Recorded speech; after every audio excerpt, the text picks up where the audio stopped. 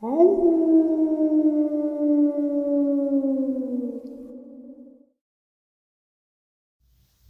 and salutations, everyone. I hope everyone is still doing well, and welcome to this night-ending bonus upload. Before we jump into it, a couple quick links. As many of you know, I rely on Patreon, PayPal, channel membership, and the merch to help the channel to continue to grow and go. Links to Patreon, PayPal, and channel membership is in the description below. Merch displayed directly under the video. Also, Dogman, Frightening Encounters, Volume 1 through 3, the audiobook versions. They were written and researched by Tom Lyons, narrated and produced by me, Jeff Nadolny. Those audiobooks are available on Audible, Amazon, and iTunes, links to which are also in the description as well. And finally, last but definitely not least, if you'd really like to help support the channel to continue to grow and go, simply subscribe. It does not cost a cent. Click that like button, takes half a second. If you don't want to miss out on any of the informative uploads that I put out daily, click the bell icon, and folks, please leave a comment and share the video. Why? Well, because all of these things really do help this channel to continue to grow and go. They definitely do matter, and they are appreciated. And with that, I have taken far too much of your time. Let's jump in to today's night-ending bonus upload, shall we? This upload also gets us almost to Saturday Nightmares, live from upstate New York, 12 a.m. Eastern Standard Time. I do hope to see you all there. And one more thing. We all talk about how the United States government is hiding the facts that these creatures, dogmen, Bigfoot, werewolves, crawlers, exist. Well, it's not just our government. It is the land down under as well. Bob and Linda, how are you guys tonight? Hello, Jeff. Good, thank you. All right. So I guess right now, Bob's got some stuff that he's heard out in the bush, but right now we'll go to Linda and have Linda share her encounter. Linda, I'm going to turn the platform over to you. That way you can share what happened the day you saw Dogman. I may stop you and ask you a question, but usually I don't interrupt too much, all right? Yeah, no, that's fine. No, that's me too. All right. Platform's yours, ma'am. Thank you.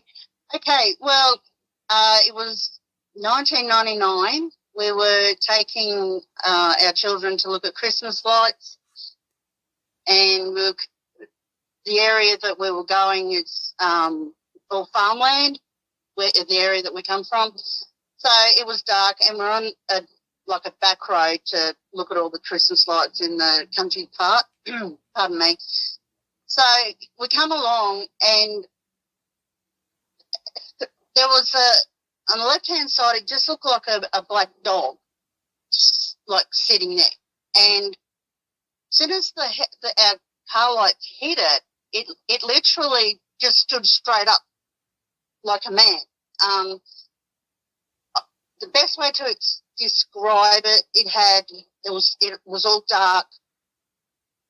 Upper body similar to a Rottweiler, with the sort of the back flanks and legs more like a greyhound. It sort of had a very small sort of part, but then went down sort of a smaller pelvis, and then the legs were quite muscly. But if a dog jumps up on you, they sort of, their legs are a certain way. This literally just stood straight up on its back leg. It's very hard to explain. And then we got closer, and it got back down, and it basically galloped past our car. Probably not the best way to explain it. It was that close. If my window was down, I could have touched it. It was a Ford sedan at the time, so I think Bobby worked out about 3 meters, and it run sort of past the car, and it's like, what did I just see? So it just wasn't computing. I said to my husband, what was that? He said, oh, it's just a dog. And I thought, yeah, dogs don't stand up like that and then fall back down and run past the car. So my 7-year-old was sitting in the back, and as I looked in the revision in the side mirror, it did the same thing. It literally just stood straight up and was staring at us driving away. And I'm like, okay, and I just couldn't comprehend what was happening. And I thought, and for years, and I never told anybody, and for years and years I've kept it to myself. And then Bobby was listening to your channel, and he decided, well, would you like to put the story out there? And yeah, so it's only sort of him and talking to you.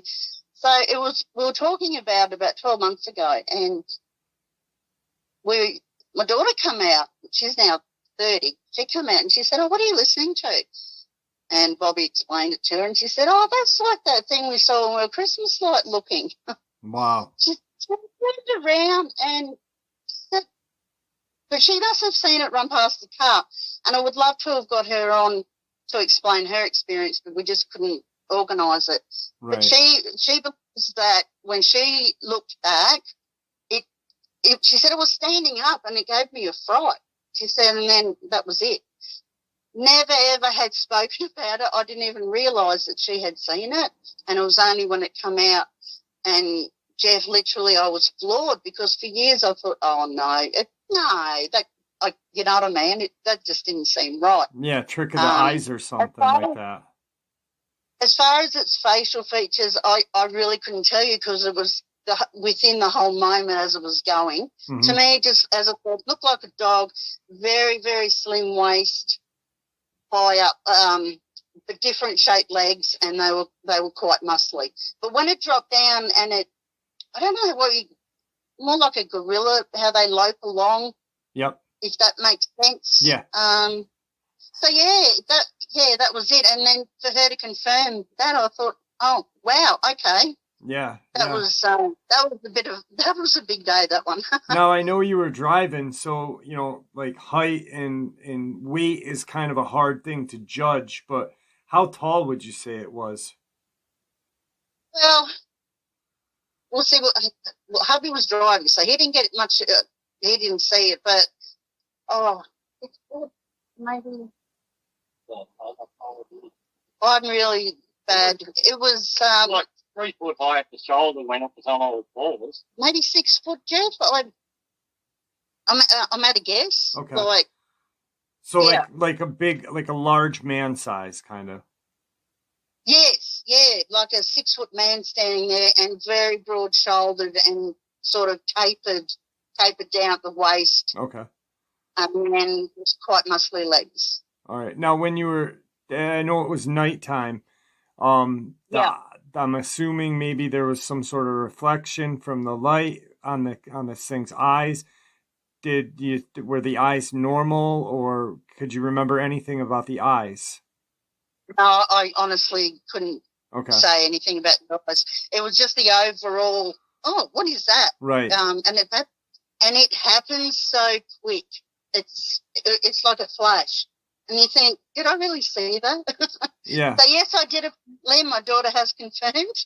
Yeah, and that's even crazier for your daughter, like 20-something years later, to confirm, hey, I remember that. I can just imagine your jaw probably just dropped down. I was gobsmacked. I just went, wow, yeah.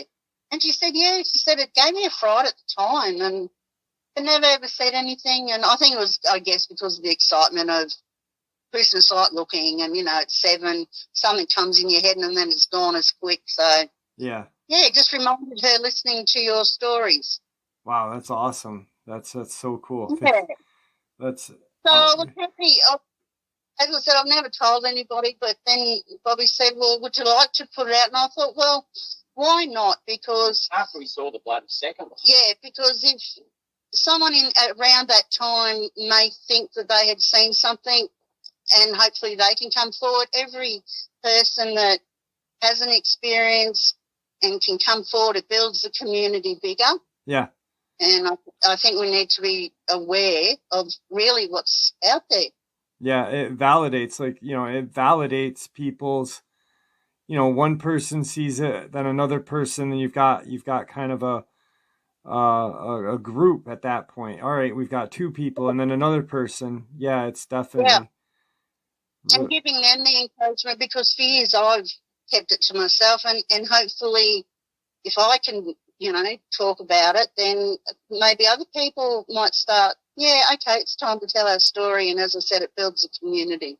Yep, absolutely. Absolutely. Well, I appreciate you sharing that with me. Thank you. And it's crazy that when Bob sent me that, I was kind of like, wow, that's 20 something years later. And her daughter says, I remember that, it's that's must have, yeah. At least that kind of, that was like, now you're like, I'm not crazy. I did see that huge dog thing. I'm not any, I haven't got pregnant brain disease or anything, I'm still on the planet, and and it was really good because I could pinpoint it to a time and a year. So hopefully that would help other people if they've seen something around that time, because as I said, I was pregnant with our youngest son. So okay. Yeah. Definitely. That's crazy. Well, I appreciate it. Now Bob's got some stuff that he's heard and seen, or had some experiences and things that he's heard. So I'm going to turn the floor over to Bob now, so Bob can share some stuff with us as well that he's heard in Australia. Yeah, mate. Yeah, we talked before about your Dogman. Don't hear too many stories of them here. Mm-hmm. Found it hard to believe myself till I heard Linda's story, and then the one I got a real quick glimpse of a couple of months ago. But been listening to stories about yowies in Australia, which are our version of Sasquatch. Don't think they generally as big as the ones over there, probably because there's not much food for them either. Just wallabies and roos.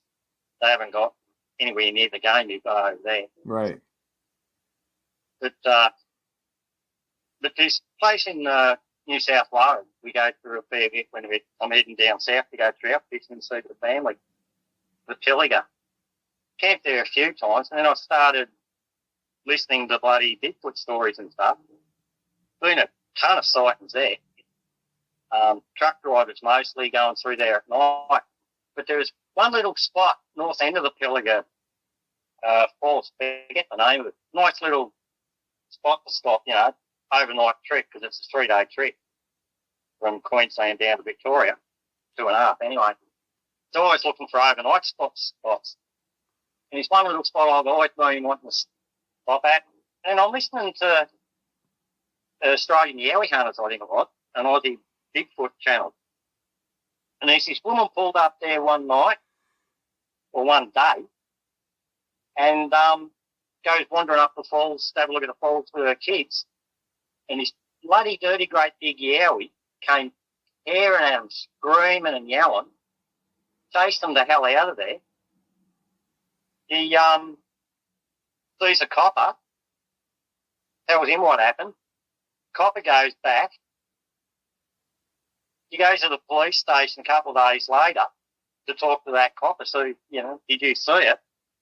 Copper was off on sick leave and never come back to work again. Wow. Scared him out of the job.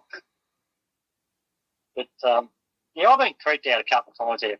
Once when I was in my 20s, we were up this hydroelectric dams and irrigation dams and that. Anyway, we're on one, Dartmouth it's called, right up in the high country in Victoria. And we're out fishing, little tinnies in this bloody dirty great big lake. Pulled up this one little inlet where this little creek come in.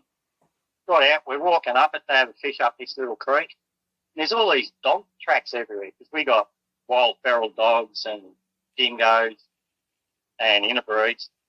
And there's this one spot there which is tons of dog prints, and all three of it just, gung-ho country boys in our early 20s. Right. We all just got the creeks and got the hell out of there. It's like, what the hell, something just don't feel right, you know.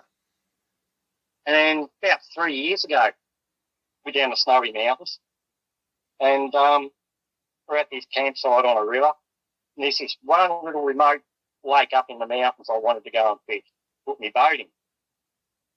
So 80k drive up through the mountains, up all this twisty, windy, bloody road, half a dirt. Got there, and something was in the back of my mind saying, don't put your boat in. And I'm like, what the hell? I just drove bloody 50 miles of shocking mountain roads to put my boat in, but something in my head just kept saying, don't put your boat in. Something's going to happen if you do. So reluctantly, I didn't put my boat in. I just fished off the bank for a while, but it just didn't feel right. It was just creeping me out the whole time I was there. Right. Like, God knows what was eyeballing me or saying, I don't want you here, man. At the time, I thought bloody, you know, yowie. But, yeah, it could have been one of them other bloody big upright walking wolf things too. Yeah. Yeah, absolutely. Yeah, so, yeah. And then I got a little bit of it not long ago, just fishing my favourite lake, fishing for bass, Australian bass. Similar to your bass, but not quite the same. I've gone up this one little inlet that I've fished in God knows how many times before, and I've got the creeks in there too, like, what the hell? Like something had eyes on me saying, you know, piss off, you shouldn't be here. Right. I thought, that's so I sort of got out of there fairly quick. Went back 2 days later, nothing. So something was eyeballing me there too. So, yeah. Yeah, that's definitely, you know, in stateside. Well, I mean, you've listened to the channel. When people are out in the woods and they've got that feeling, it's the best thing to do is leave. Yeah, because, I mean, seriously, man, there's nothing in the Australian bush that's worth spinning out about much. Like, you know, not to rough natives anyway, other than bloody other people. It's like the most dangerous thing you can find out in the bush, because we're used to snakes and all that sort of shit don't bother us, you know. Yeah. But, like I used to tell me boy, he'd hear noises. We're living out in the bush, he'd hear noises at night. I said, all right. I said, there's nothing out there can hurt you except other people maybe. Unless you hear a person, then you worry. Before you hear animals, there's nothing going to hurt you. But, yeah, I sort of know a little bit better now, but there are the occasional one that it's definitely worth worrying about. Yeah, absolutely. Yeah, I mean, same over here. I mean, unless there is a Dogman or we're having issues with feral people as well in our state parks a lot of times now. And, you know,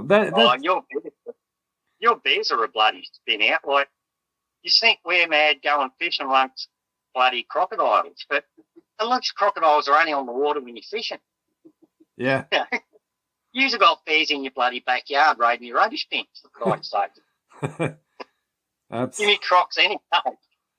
Yeah. I mean, yeah, people in America are afraid of Australia, and yet we have bear and wolves and Bigfoot, Dogman. You guys got Bigfoot and Dogman, but still, yeah, it's... Yeah.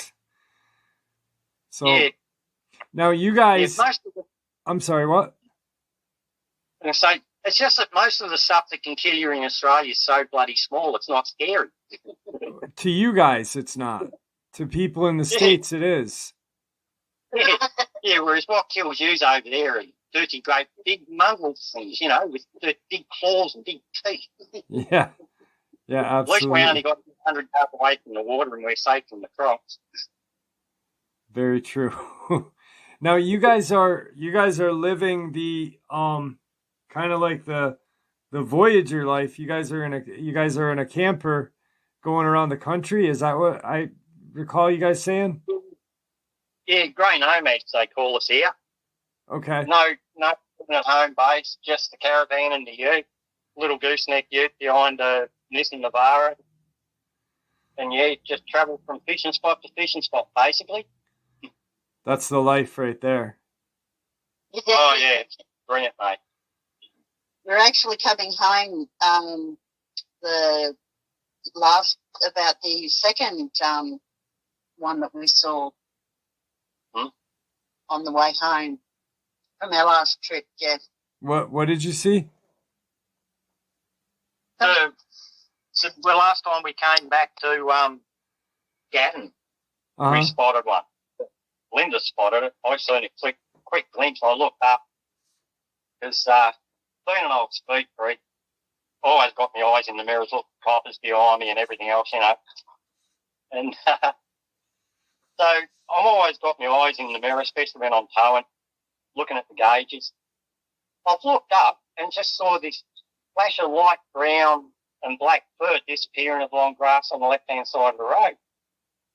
And I said, what the hell was that? And Linda's seen it from about halfway across the road, but I'll let her tell you.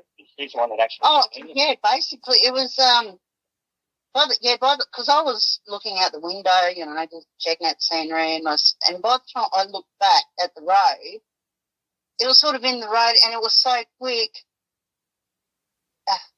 It was the shape of a dog, but it had a different shaped head. It was very small around that loin area, and then it just sort of bounded into the grass and it was gone. And that was on 2 legs. It was on 2 legs running across the road, and then it went down on 4s and went into the grass. It was this thing covered. It was so quick. Covered 60 odd yards in a second and a half or 2 seconds. Wow. It was like 10 times than any bloody kangaroo. Yeah. So we're driving along and we're talking about it. Did we, didn't we? Yes, we did. You know, driving along. So we came into the next little town, and they had a big billboard up baiting wild dogs. And it's funny because I remember saying to Bobby, I wonder what sort of dogs they're baiting. It was just 5 minutes before we'd seen this creature. And then we go to town and they're baiting dogs. Yeah, I had a bit of a giggle over that. So. Yeah, they think they're baiting dingoes. They've got bloody worse than dingoes there, man. Yeah, it was different. It was different. It wasn't big, but it was big. And just stupid fast. Yeah. And the colors, I remember the colors were like patchy or something.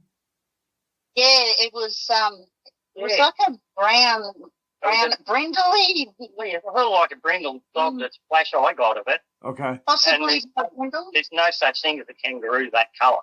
Right. They don't exist, man. Yeah, it just, And if it was a dog, the angle I seen it on, it would have been on 2 legs anyway. Yeah. Couldn't have, if it was a dog, I wouldn't have seen it where I saw it. No dog moves like that.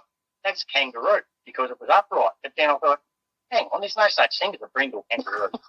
Yeah. So, I guess brindle would probably be the better way to describe it than, as we said, patches. But, yeah. Right. Yeah. Right. No. And then the dog signed 5 minutes later was like, someone else has seen this too, haven't they? Now, you both kind of saw it. So, like, Linda, you, with comparison to the height-wise of the first one you saw, I know it was like 20-something years ago, but this one... Pardon, I'm sorry? It was smaller. Uh-huh.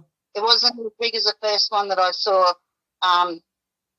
Different shape, too. It was bigger in the chest, smaller in the back, but certainly not as big as the one I saw years ago, no. Might have been younger. Yeah, it could have been a juvenile or something. Yeah, seeing it stand up and then getting sort of your brain tries to click in and then you see it running over and then go down all fours. Yeah, no dog does that. Right, and especially with speed. It was so fast, I couldn't even tell you what the head or any shape or anything about the head, just it was that fast to flash out the body. Yeah. And it was in odd sort of country too. It was mostly pine plantation. And in Australia, in pine plantations, you don't get much of anything. No bugger or wildlife or anything, maybe a few roos, you know. And on the other side of the highway was all farmland, so I suppose there'd be the odd sheep or cow, but you're not the sort of country you'd think would support a lot of them, eh? Right, yeah. Maybe that's another reason why it was so small, is because there wasn't a lot of other, No, Yes. Not a lot of tucker for it. Yeah. Yeah. Yeah. That's, Didn't make it any slower, though, I can tell you that. and then the coincidence, I mean, what's the coincidence there? There's a sign with baiting dogs, Yeah, baiting wild dogs. Yes, we aren't the only ones that have seen that thing and seen the results of it tearing into livestock. Yeah, baiting Absolutely. wild dogs. And we sort of had a bit of a giggle. I said, oh, that's just too much of a coincidence. So that's odd. Yeah. Absolutely. Now, speaking of, one of you guys mentioned, do you guys get a lot of, like, in the news or in the paper over there, do you guys get a lot of reports of like livestock mutilations or no? No, No. not that we're aware of. Okay. We don't watch mainstream TV. We don't see the news or. But Okay. even though, growing up all over the years, it's not really a thing here as far as I know. Okay. All right. But then you do get a lot of stock torn up by bloody wild dogs. Right. Mm. So, of course, if anything else was out there ripping up the stock, it would just be reported as a wild dog attack. Yeah. Yeah. But no, the actual animal mutilation type phenomena, haven't heard of that either. No, we're not aware of that. And stock being killed by wild dogs is common as buggery. Okay. Now, how big are the wild dogs over there? Like, what's the average size of a wild dog? Your average wild dog would be maybe smallish Labrador size.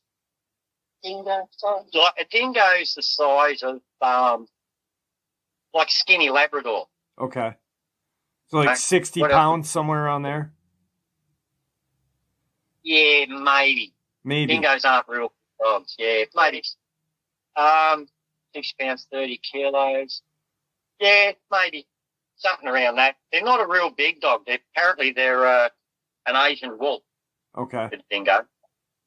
So, but a lot of the wild dogs you get here are just plain straight out feral. So, you get German Shepherds, dogs that size.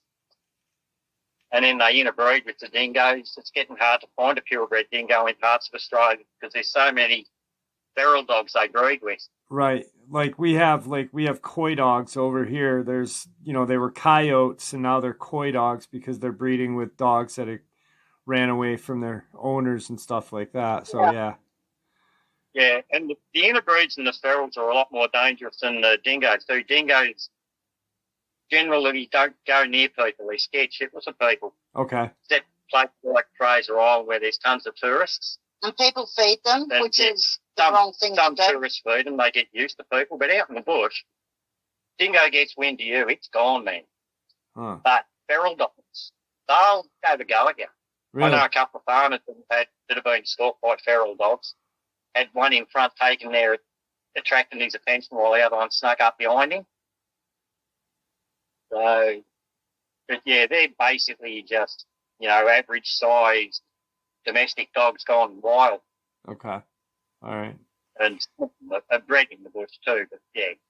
Yeah, so there's not a very large, like you said when we were talking with the crocodile would be the biggest predator kind of. You don't have bear, you don't have wolves. The largest predator over there, land predator, would be a feral dog. Yeah, unless you class pigs. I mean, we got wild pigs, so Right. can be nasty in some places too, but I mean, people getting attacked by pigs is few and far between. Yeah, absolutely. Yeah, the dogs are your biggest worry out bush. Okay, all right. Yeah. Huh. But, not that big. They're not as big as your wolves get. No. I mean, we've got wolves 200 pounds sometimes. People have spotted. That's Just like an average house We got dog, nothing like large that here. house dog. Yeah, German Shepherd size would be the biggest you'd normally see, all right. which is bloody. That's still that's big for being out in the woods or the bush. Yeah. Coming across something like that. So, well, do me a favor, please. If you guys are, I know you're heading home. in your caravan very soon. But if you guys go back out, please keep me in the loop if you see anything on your road trips, because I'd love to hear more from you. We're going to kind of end the interview now. Do me a favor, don't hang up. But is there anything that you'd like the guys to say to the audience? Oh, just, Be careful. Be careful. We have got them in Australia. They're few and far between. Like, I've been poking around the bush all my life. I'm 61 now, and I've spent more time in the bush than not in it. And I've only ever seen a quick glimpse of one. Mm-hmm. Something creeps you out in the bush, just turn around and go back tomorrow, you know. Yeah. And I think, people are out there that have stories they've kept to themselves. Bring it out and, make the community bigger. Make people aware for their own safety. Absolutely. Yeah, you got to know these things are out there. Yeah. But yes, we will certainly keep you up to date. Yeah. Yep.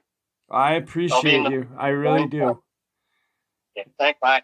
Okay, thank you. Thank you. Don't hang up, okay? No problem. All right, guys. So, like I said, I narrated Bob and Linda's encounters just recently when I was doing new subscriber encounters. I know there was kind of some distortion, but I kind of wanted to share with you like the locations. Now, the sighting that Linda had with her first husband was in the area of Mulgawe area in Queensland. Now, there is actually some sightings of a creature called the Mulgawe Yahweh for a while out there. The crazy thing is that what she saw, I'll just quickly, she saw what looked like a bloody big dog on the side of the road about 30 yards ahead, which stood up on its hind legs when the headlights hit it. As the car got close, it dropped down onto all fours and ran alongside of the car for a few seconds at about 50 miles an hour, close enough for her to touch it with the window down. It stopped. Then as the car went past, it stood up again, which she saw by the light from the taillights in the rearview mirror, or the side rear view. While it was running, its back was higher than the window sill on a Ford Falcon, around 4 feet. It was at least 6 feet tall when standing. It reminded her of a muscular Rottweiler with a slender waist. It ran, or more accurately, loped, with the gait more like a rabbit or a hare, front legs moving together than the rear moving together. 20-something years later, 23 years later, her daughter is visiting with them. Bob is listening to my show and says, "What are you guys listening to?" And they kind of explain to her. And she says, "That's what we saw when I was 7 when we were looking at Christmas lights, going to get Christmas tree." So there's confirmation. And then in the area of, they were traveling back to Gatton, one of Bob's favorite fishing places. We were about 10 to 15 minutes from Crow's Nest on a 2-lane road and a pine plantation. They saw what looked like a dog running on 2 legs. The way they described it. So I had taken my eyes off the road for a couple of seconds to check my mirrors and gauges. When I looked up, I saw something upright, like a kangaroo, disappear into the long grass on the farmland side of the road. I only got a glimpse of its back, but the color was wrong for a roo. It was light brown with patches of black, like a brindled dog. No kangaroo could move that fast to cross that distance from the pines to the farm fence in 2-second stops. I said, "What is that?" to Linda. Linda said she only saw it from about halfway across the road. It looked like a large dog running at a ridiculous speed on its hind legs. She described the coloration as the same way. It was about 5 to 6 feet tall, if that. Its body shape was a bit like a greyhound, large chest and small waist, probably 5 feet. But then shortly thereafter, as they're driving, they see like a billboard that says a sign warning for wild dog baiting in the area. And Linda's comment to Bob was, "What sort of dogs are they baiting?" There weren't bloody dogs, that's for sure. So that's what's going on in Australia. Super nice people. I talked to them for a little while after. They are living what they call the gray nomad life, which they are traveling around with a ute and a caravan behind it, which is just a camper, and going to their favorite fishing spots. And there you have it, folks. I do hope you all enjoyed this night-ending bonus upload as much as I enjoyed sharing it with you. I'd like to thank you all for supporting the channel. It is, after all, your support that helps this channel to continue to grow and go, and what gives us all a place and a chance to share our experiences and theories judgment-free. Everyone is simply treated with the respect that we deserve. Please, everyone, stay safe, happy, healthy, and ever vigilant, keeping an eye on our children, pets, family, and friends. These creatures are real. These events have happened. Share this information with those you love and care about, and it may just help save their lives someday.